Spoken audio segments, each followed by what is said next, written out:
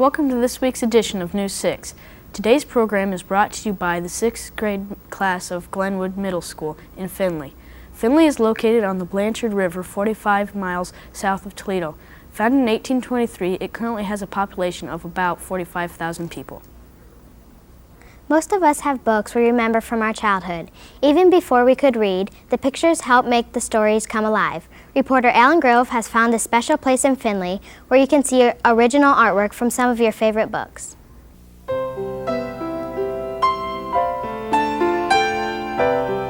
Hi, I'm Alan Grove, and today we're in the Mazda Gallery at the University of Findlay. The Mazda collection was established in 1982 with only 4 pieces of art. Now the collection has grown into one of the best in the country. The Mazda collection is the only collection in the world specializing in the art of children's picture books. We are one of a kind. The purpose of the Mazda collection simply is to educate children, adults about the fine art in children's picture books. As you walk around the gallery, you can learn about different aspects of book illustration. Our collection is very unusual because it is art from children's picture books. Therefore, we must have the books out so that you can make the comparison. Anyone coming through, the visitor, can take a look at it and see the differences from the original and how it was reproduced in the book. You know, when our visitors come through here, it is just absolutely exciting to hear some of their comments. Both children and adults simply love the collection. The children love them simply because they're coming from books that they're very familiar with right now. The adults think back when they were children, and so that's a very enjoyable time for them to come back and they'll say, "Oh, I remember that book."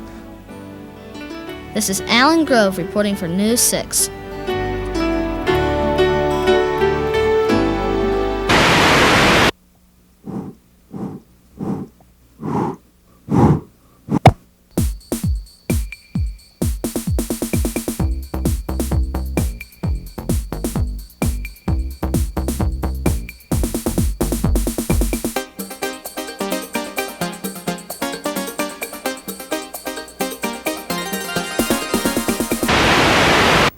Today, education can be very high-tech with specialized classes in computers. But 100 years ago, going to school in Findlay was very different. Back then, students went to really small schools with only one teacher. Reporter Ashley Kuhlman tells us more.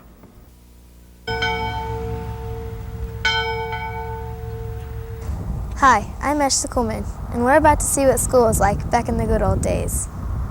The Little Red Schoolhouse was built in 1864. Cam Taylor says the school is used now to teach students what going to school was like in the 19th century. Project School Bell was written in 1988 to supplement the 3rd grade curriculum dealing with local history. It gives the children the opportunity to experience life as it was in 1864 in a one-room schoolhouse. Children in 1864 or in the 1800s were taught in one classroom, in one building, regardless of their age, and now we have a classroom for each grade level. The teacher was able to teach all levels at the same time by perhaps intermixing different subject areas and letting the older students work with the younger ones. Project School Bell lets students have hands-on experience with the old teaching methods. The children, when they participate in Project School Bell, have the opportunity to have hands-on learning by using slates, quill pens, sitting on the dunce stool, walking on stilts, playing marbles. Usually school was held in the winter and in the summer because of the local children being used by their fathers and their families to do the chores associated with spring planting and fall harvesting. 1864 and today are much the same because the teacher works very closely with the students, is very interactive with parents, and generally has a keen interest in what they're doing. This is Ashley Coleman reporting for News 6.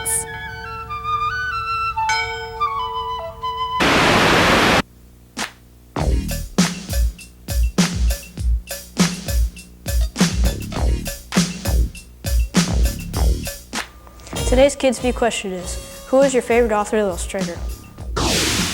Barbara Park because she wrote an interesting series on Junie B. Jones.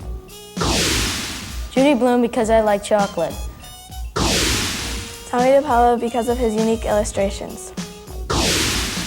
Roald Dahl because I love peaches. I like the rhymes and the fun-filled words of Dr. Seuss.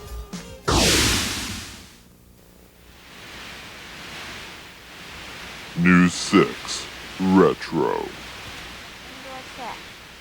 The YMCA has learning programs in all of these areas, but this year they have been working with the school's physical education classes by teaching us aerobic dancing. Let's watch.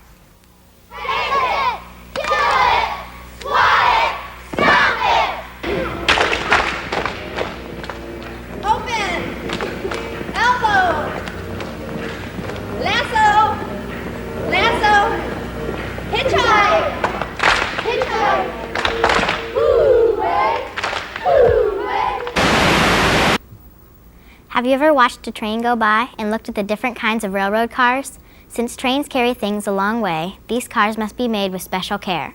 Reporter Sarah DeWald takes us to visit a company that makes railroad cars right in our own backyard.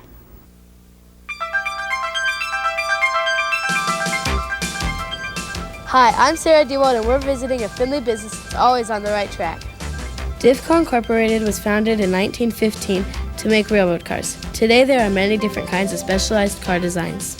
One of our most popular models of car is called the auto ballaster, and it's used by the railroads to ballast their lines to level it.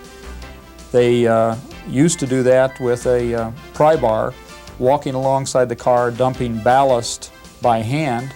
Now we've got a radio-controlled version that they can do from a distance, and a person holds a handheld transmitter and is able to open and close all the gates on that car.